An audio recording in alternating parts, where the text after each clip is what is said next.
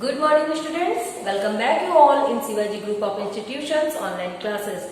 Students, before starting our class, let's take 1 minute relax. Okay? So, take position like this and close your eyes and start inhale and exhale process. Okay? Start. Inhale, exhale. Inhale, exhale. Inhale,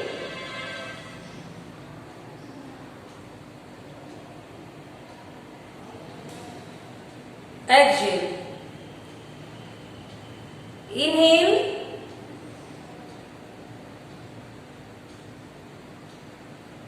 exhale.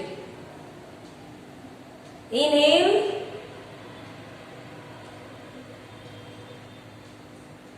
exhale.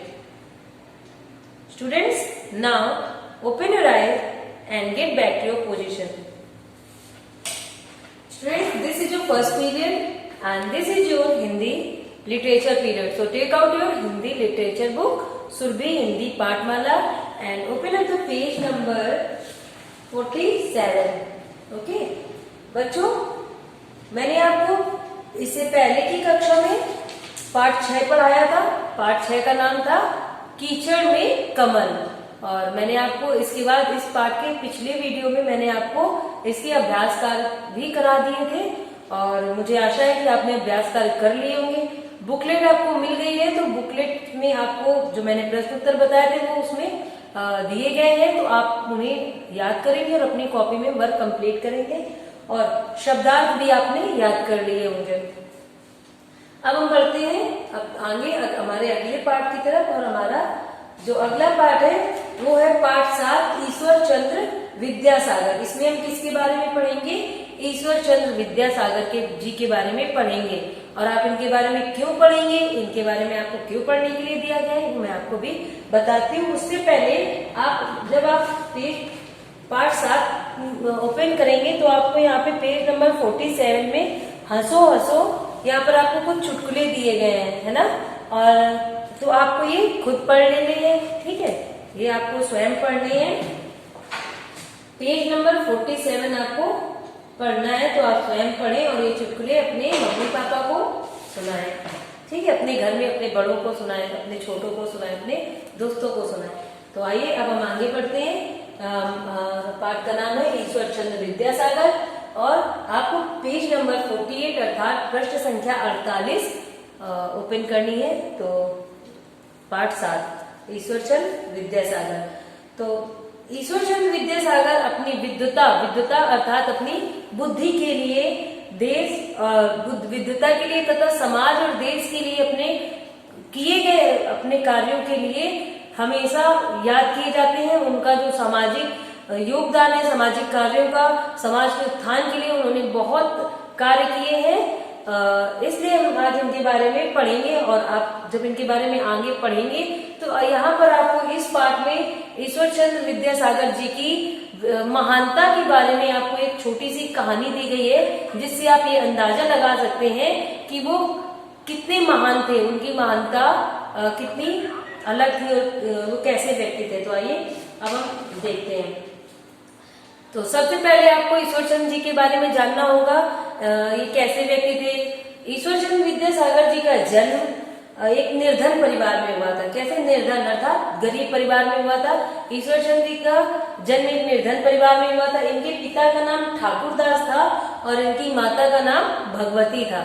इनके पिता का नाम ठाकुरदास था और माता का नाम भगवती था। इनके पिता अपना कार्य करते थे और इनकी माता जो थी वो अत्यंत सुशील और व्यवहार कुशल महिला थी, ठीक है? इनकी माता बहुत सुशील और व्यवहार कुशल महिला थी। तो ईश्वर चंद्र विद्यासागर जी बचपन में बहुत चंचल थे। चंचल अर्थात जो बच्चे अपने काम में अपने मन की सुनते हैं, ठीक है? तो बहुत चंचल व्यक्ति थे। किंतु चंचलता के साथ उनकी बुद्धि क्या थी, वो बहुत कुशाग्र बुद्धि के व्यक्ति थे। कुशाग्र बुद्धि अर्थात बहुत तेज, बहुत बुद्धिमान व्यक्ति थे। इन्होंने अपनी जो प्रारंभिक पढ़ाई इन्होंने मात्र 3 वर्ष में ही पूरी कर ली थी। उसके पश्चात ये अंग्रेजी शिक्षा के लिए कोलकाता गए थे, कोलकाता जाने लगे थे। ठीक है, कोलकाता उनके गांव वीरसिंघा से 60 किलोमीटर दूर था, 60 मील दूर था। यानी इनका जो गांव था, इनका जन्म कहाँ हुआ था? वीरसिंघा नामक गांव में हुआ था। ठीक है, और ये कहाँ है? कोलकाता, अर्थात पश्चिम बंगाल में है। तो जो गांव था वो कोलकाता शहर से 60 मील की दूरी पर था। तो ये कैसे जाते थे वहां पढ़ने? प्रारंभिक शिक्षा तो इन्होंने 3 वर्षों में ही पूरी कर ली। तो इसके बाद ही अपने पिता के साथ, क्योंकि ये निर्धन थे तो इनके पास कोई साधन तो था नहीं, तो अपने पिता के साथ ही पैदल चलकर 60 मील की दूरी पैदल चलते थे और फिर वो कोलकाता जाते थे पढ़ने के लिए। और इसी बीच में जब ये रास्ते में पैदल चलते थे तो रास्ते में जो मील के पत्थरों पर अंग्रेजी के अक्षर अंकित होते थे, तो ये चलते चलते वो मतलब इनका ध्यान, इनकी बुद्धि इतनी तेज थी कि इन्होंने वो मील के पत्थर में जो अंक लिखे होते थे उन्हें देख कर ही क्या कर लिया था? उन्हें याद कर लिया था और सीख लिया था। तो इतने छोटे बच्चे के लिए केवल एक रास्ते में टहलते टहलते ये सीख लेना भी अपने आप में कैसा था? चमत्कार ही था। जब इन्होंने अपनी प्रारंभिक शिक्षा और प्राइमरी शिक्षा ले ली तो इसके बाद सन 1829 में उच्च शिक्षा के लिए कोलकाता के संस्कृत कॉलेज में प्रवेश करवाया गया। कहाँ पर? उच्च शिक्षा के लिए, मतलब हायर एजुकेशन के लिए कहाँ गए? कोलकाता के संस्कृत कॉलेज में गए, इनका एडमिशन कराया गया। लेकिन गरीबी के कारण ईश्वरचंद जी को बहुत मुसीबतों का सामना करना पड़ा। ठीक है, निर्धनता के कारण उन्हें हमेशा बहुत कठिनाइयों का सामना करना पड़ा। लेकिन उन सब कठिनाइयों के बावजूद वो किसी अन्य चीज पर, बाहरी चीजों पर, अपने संसाधनों पर, अपने सुख सुविधाओं पर, इन सब चीजों पे ध्यान न देकर वो केवल अपनी पढ़ाई पर ही ध्यान देते थे। उन्हें जितना मौका मिला था, जो अवसर मिला था, उस अवसर का वो पूरा लाभ उठाना चाहते थे, इसलिए वो अपनी पढ़ाई पर ही पूरा ध्यान देते थे। और उनकी बुद्धि इतनी तेज थी, इतनी तेज बुद्धि को देखकर उनके जो कॉलेज के अध्यापक थे वो भी आश्चर्यचकित रह जाते थे। शिक्षा समाप्त होते ही इनकी बुद्धि के कारण इनके कॉलेज से इन्हें क्या उपाधि मिली? विद्यासागर। इनको क्या उपाधि मिली? विद्यासागर, अर्थात विद्यासागर की उपाधि मिली थी। इनका नाम क्या था? ईश्वर चंद्र। और विद्यासागर इनकी क्या थी? उपाधि। बच्चों, जो जैसे आपने सुना होगा लोगों को डॉक्टरेट की उपाधि मिलती है, ठीक है, या आप कुछ अच्छा करते हैं तो लोगों को, जैसे महात्मा गांधी जी को महात्मा की उपाधि मिली, वैसे ईश्वर चंद्र जी को विद्यासागर की उपाधि मिली। इनका सरनेम नहीं था, ये क्या था? इनको उपाधि मिली थी विद्यासागर, जिसका अर्थ क्या हुआ? विद्या का सागर। सागर अर्थात जिसमें बहुत किसी चीज की अधिकता होती है ना, सागर में जैसे पानी पानी होता है, तो वैसे विद्या ईश्वर चंद्र जी में क्या था? वो विद्या का सागर थे, अर्थात उनमें ज्ञान की मात्रा बहुत थी, वो बहुत ज्ञानी थे। इस वजह से इन्हें विद्यासागर की उपाधि से सम्मानित किया गया। सन 1846 में जब ईश्वरचंद्र विद्यासागर जी ने अपना अध्ययन कार्य पूरा कर लिया, अर्थात पढ़ लिख लिया, फिर उन्होंने सन 1846 में संस्कृत कॉलेज में ही 50 रुपए मासिक वेतन पर अध्यापन कार्य शुरू कर दिया। अध्यापन कार्य अर्थात पढ़ाना शुरू कर दिया। लेकिन वहां पर जो अधिकारी थे, वहां उनके साथ उनका कुछ मतभेद हो गए, तो उन्होंने वो उस नौकरी से त्याग पत्र दे दिया। इसके पश्चात ईश्वरचंद्र जी ने संस्कृत प्रेस की स्थापना की। संस्कृत प्रेस, यहाँ पे प्रेस का अर्थ होता है जैसे जो छापने वाला कार्य जो होता है, पेपर छापना, अखबार छापना या बुक्स, ठीक है। तो एक संस्कृत प्रेस की स्थापना की और इसके बाद में संस्कृत कॉलेज का प्रधानाध्यापक नियुक्त किया गया। वही संस्कृत कॉलेज, वहां का उन्हें प्रधानाध्यापक नियुक्त कर दिया गया। इसके बाद ईश्वरचंद्र विद्यासागर जी ने अनेक कार्यों द्वारा देश की सेवा करते रहे, योगदान करते रहे। देश के लिए समाज सुधार के अनेकों कार्य किए। ईश्वरचंद्र विद्यासागर जी ने महिला शिक्षा के लिए, महिला शक्ति के लिए, महिलाओं के पुनरुत्थान के लिए ईश्वरचंद्र विद्यासागर जी ने बहुत कार्य किए हैं। बच्चों, आपको यहाँ पर बुक में केवल ये दिया गया है कि इन्होंने समाज सुधार के अनेक कार्य किए, लेकिन वास्तव में इन्होंने महिला समाज सुधार की तरफ, महिलाओं के उत्थान के लिए, उनकी शिक्षा के लिए काफी कार्य किए थे। और अपनी विद्वता व देश व समाज के कार्यों के लिए इनकी जो प्रसिद्धि थी वो दूर दूर तक फैल गई थी, अर्थात दूर दूर तक प्रसिद्ध हो गए थे। इसी क्रम में एक सज्जन एक बार इनसे मिलने आ रहे थे, तो वो स्टेशन आ रहे थे, अर्थात पहले वो स्टेशन आते, रेलगाड़ी से आ रहे थे, और फिर वो ईश्वर चंद्र जी से मिलने आते। तो लेकिन वो जो सज्जन थे उन्होंने पहले कभी ना तो ईश्वर चंद्र जी को देखा था, ना तो ईश्वर चंद्र जी ने कभी पहले उन सज्जन को देखा था। तो ईश्वर चंद्र जी उन्हें लेने स्टेशन गए, लेकिन जब वो गाड़ी स्टेशन पर उतरी तो वो सज्जन वहां उतरे, तो उस स्टेशन पे उन्हें कोई कुली नहीं दिखाई पड़ रहा था। जो उनका सामान था वो अपना सामान वैसे ही रखकर कुली कुली पुकारने लगे। उसी समय स्टेशन पे ईश्वर चंद्र जी वहां पर मौजूद थे। तो जब उन्होंने देखा कि वो व्यक्ति जो कुली कुली पुकार रहा है उसे कोई व्यक्ति नहीं दिख रहा है, तो वो उसके पास गए और जाकर पूछा कि आपको कहाँ जाना है, आपको कहाँ जाना है। तो ईश्वर चंद्र जी ने बताया, वो जो विद्वान सज्जन था, वो जो मिलने आया था, उसने बताया कि मुझे ईश्वर चंद्र जी से मिलने जाना है। ठीक है बच्चों, क्या हुआ, देख सज्जन ईश्वर चंद्र जी से मिलने आ रहे थे, तो ईश्वर चंद्र जी उन्हें लेने स्टेशन जाते हैं। लेकिन स्टेशन पर क्या होता है, सज्जन जैसे ही ट्रेन से उतरते हैं तो अपना सामान उठाने के लिए कुली को पुकारते हैं, लेकिन कुली वहां नहीं था। तो उनकी आवाज को सुनकर ईश्वर चंद्र जी ये नहीं जानते थे कि ये उनसे मिलने ही आए हैं। लेकिन जब उनके पास पहुंचे तो उन्होंने पूछा कि आपको कहाँ जाना है, तो उस सज्जन ने बताया कि मुझे ईश्वर चंद्र जी से मिलने जाना है। तो विद्यासागर जी ने उसका सूटकेस उठा लिया और अपने सर पर रख लिया और कहा चलिए मैं आपको पहुंचा देता हूँ। विद्वान सज्जन सूट बूट पहने थे, मतलब वो कपड़े उनके अच्छे थे, अच्छे ढंग से मतलब एजुकेटेड लग रहे थे, शिक्षित लग रहे थे, अच्छे कपड़े पहन रखे थे। क्योंकि हमारी मानसिकता है कि हम लोगों को कपड़ों से ही अच्छा समझ लेते हैं ना। तो और जबकि ईश्वरचंद्र विद्यासागर जी बिल्कुल सादे कपड़ों में थे, सादे लिबास में थे। घर पहुंचे जब वो लोग, तब उस सज्जन को पता चला कि जो सामने जो व्यक्ति स्टेशन से उनका सामान लेकर आया है वो व्यक्ति कोई और नहीं, वो कौन है, ईश्वरचंद्र जी है, जिनसे वो मिलने आए थे। उसे ये जानकर बहुत लज्जा महसूस हुई, उसे बहुत शर्म महसूस हुई और उनकी ईश्वरचंद्र जी की महानता के सामने अपने आप को बहुत छोटा महसूस करने लगा। तब विद्यासागर जी ने कहा कि सदा स्वावलंबी बनो, सदा स्वावलंबी बनो, अपना काम स्वयं करना अच्छी बात है, इसमें कोई श्रम की बात नहीं है कि हम अपना काम करते हैं। तो विद्यासागर जी का जो आदर्श है, उनकी जो शिक्षाएं हैं वो हमारे लिए क्या है, आज भी अनुकरणीय है। ये जो उनके साथ घटना हुई सज्जन के साथ, इससे हमें क्या सीखने को मिला कि अगर हम अपना सामान या अपना कोई कार्य करते हैं तो उसमें कोई शर्म की बात नहीं होती। कई लोग होते हैं ना, अपना काम करने में बहुत शर्म महसूस करते हैं, हेजिटेशन करते हैं, जबकि ऐसा नहीं होना चाहिए। क्योंकि अगर हम अपना ही काम नहीं करेंगे तो हम दूसरों की मदद कैसे करेंगे। और विद्यासागर जी, कपड़े पहन लेने से कोई अच्छा नहीं होता है, लेकिन हमारी सोच भी अच्छी होनी चाहिए, है ना बच्चों। तो आपको इनके जीवन से क्या प्रेरणा मिलती है कि हमें भी अपने जीवन में दृढ़ निश्चयी बनना चाहिए। दृढ़ निश्चयी अर्थात जिस बारे में सोच लिया हमें वो करके रहना है। अब यहाँ पर गलत कामों से नहीं है, यहाँ पर आपका दृढ़ निश्चय जो होना चाहिए वो सही कामों के लिए हो। जैसे आपने सोचा कि आज मुझे पढ़ाई करनी है, ये चैप्टर, ये पाठ खत्म करनी है, तो आपको बस वो याद करके छोड़ना है। आपके अंदर ये दृढ़ निश्चय होना चाहिए। यदि हम निश्चय कर लें तो संसार में बड़ी से बड़ी बाधा भी हमें आगे बढ़ने से नहीं रोक सकती है।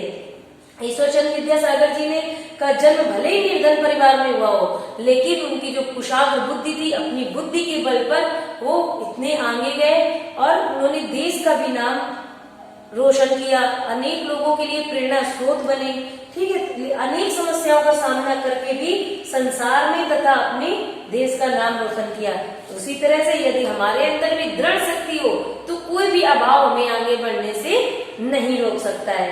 तो और इसके अलावा हमने क्या सीखा कि हमें अपने काम स्वयं करना चाहिए। अपना काम स्वयं करने से हमें आत्मनिर्भरता का भाव आता है। हम दूसरों पर निर्भर नहीं रहते कि जब कोई काम मेरा करेगा तभी हमारा काम पूरा होगा।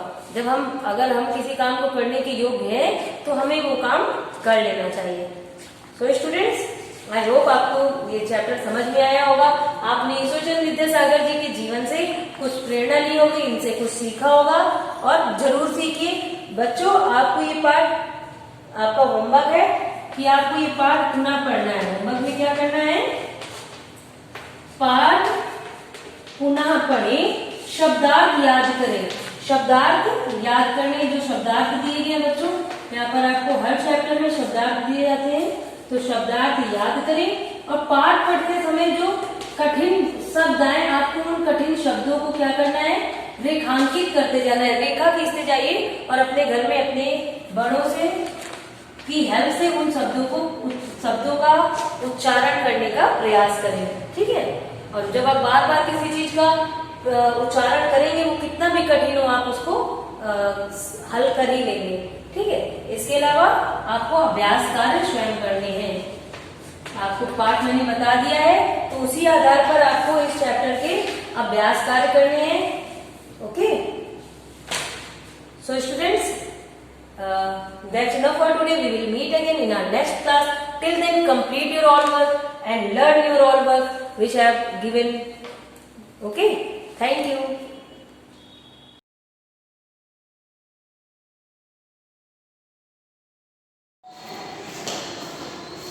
Good morning students, and welcome to you all Shivaji Group of Institutions online classes. Student, this is your last period with you. So the study period. So let's start chapter number 10, and chapter name is Mumbai, the commercial capital. Okay. So student, take out your book and open your page number 47. Okay. So let's start. Some topics in this chapter. Number first topics is like a history. Okay, history. Number second is climate. Third is transport. Okay, and now next is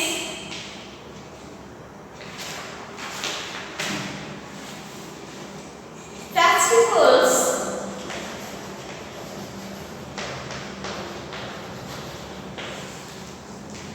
And taste of Mumbai.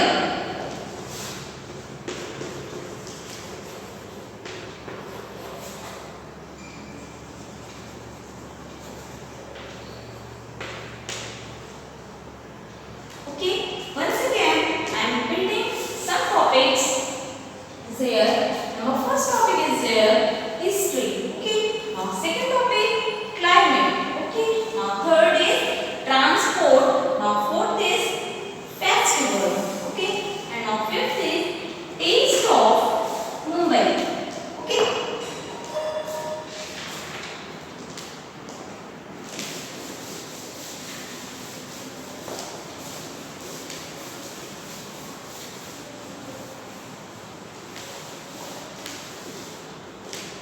history. First topic is this history. So let's start reading. Mumbai. Mumbai is the capital of Maharashtra. Mumbai is the capital of Maharashtra.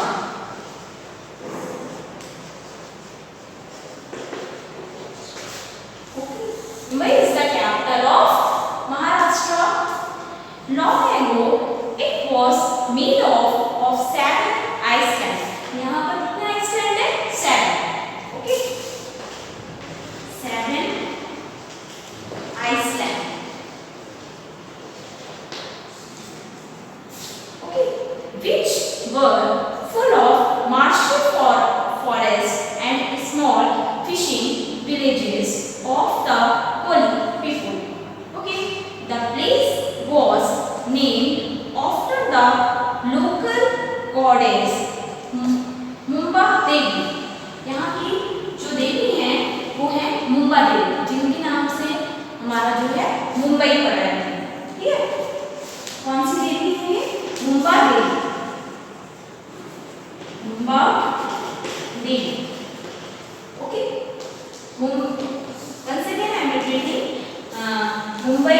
Mumbai is the capital of Maharashtra and there are 7 islands in this city, Mumbai. Okay. And the next is the place were named after the local goddess and the name is Mumba Devi. Okay. Around 1534 soldiers from Portugal arrived here.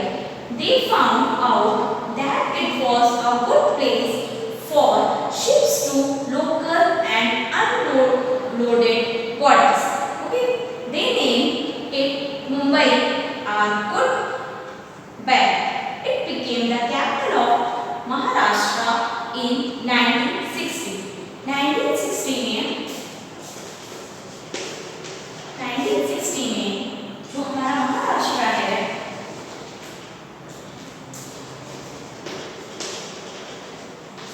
असली name क्या था?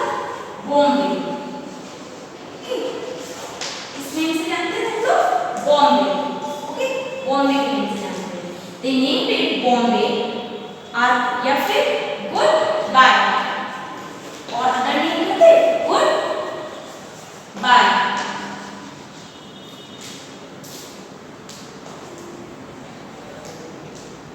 It became the capital of Maharashtra in 1960. Okay. Mumbai was renamed as Mumbai. Bombay renamed as Mumbai. Bombay का name क्या कर दिया गया? Mumbai. Okay, जो आज है मुंबई के नाम से जानते हैं. Today Mumbai is an important metropolitan city of India.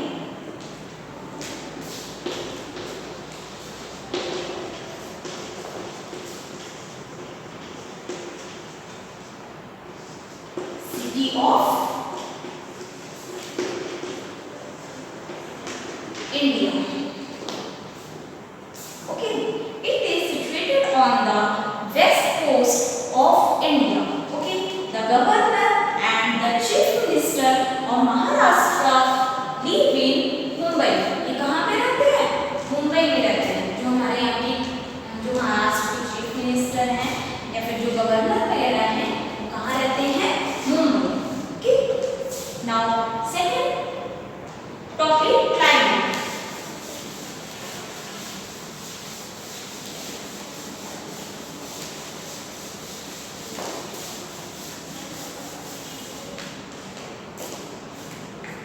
Second topic है climate. Climate. The climate of Maharashtra is neither too hot nor too cold. ना तो यहाँ पे ज्यादा ठंड होती है और ना ही ज्यादा गर्म होती है. कहाँ पर? बॉम्बे में. ओके, मुंबई में. ठीक. It received heavy rainfall during the months of June. कब कब होती है? जून में, जुलाई and then August. Okay, बहुत तेज बारिश होती है. कब? जून, जुलाई एंड अगस्त. Okay, now next topic is transport. अब यहाँ पर ट्रांसपोर्ट क्या है?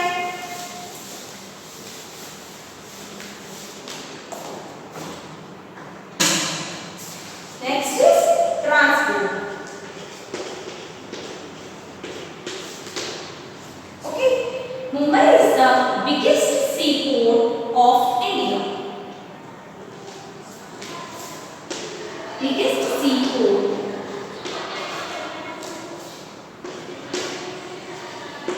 India. कहाँ पर है? बॉम्बे में. ठीक है. Big ships carry passenger and goods to other countries from Mumbai. Mumbai से ही सारा सामान जो है आता जाता रहता है इसके शिप के द्वारा. सी इन Mumbai thousands of people travel by local trains to office every day. This city also has the services of metro rail and monorail. ठीक है, यहाँ पे मेट्रो रेल और कौन सी होती है? Mono rail.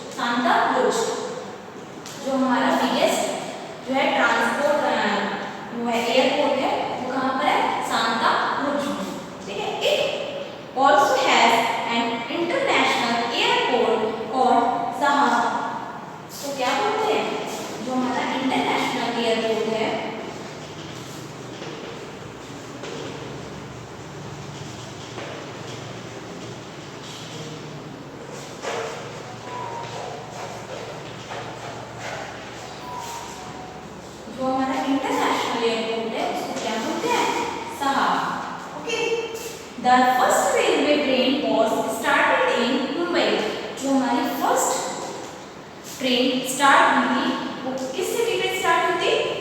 मुंबई में। Okay, first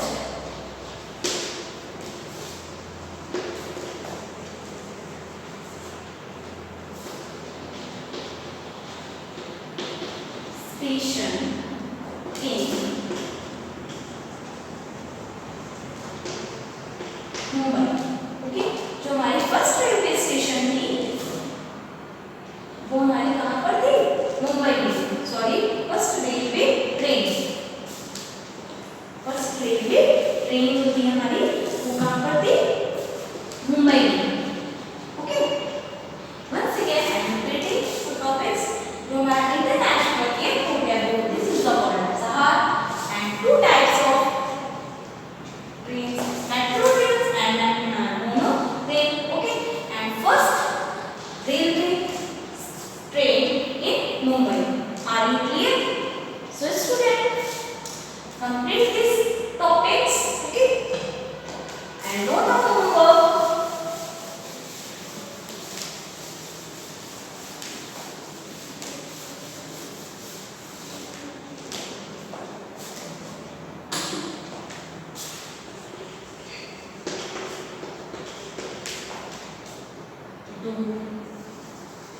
Read again.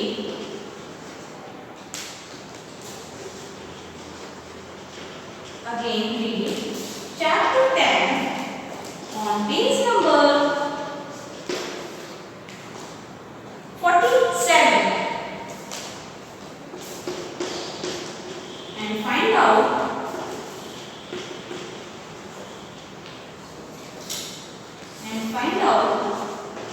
15 hard words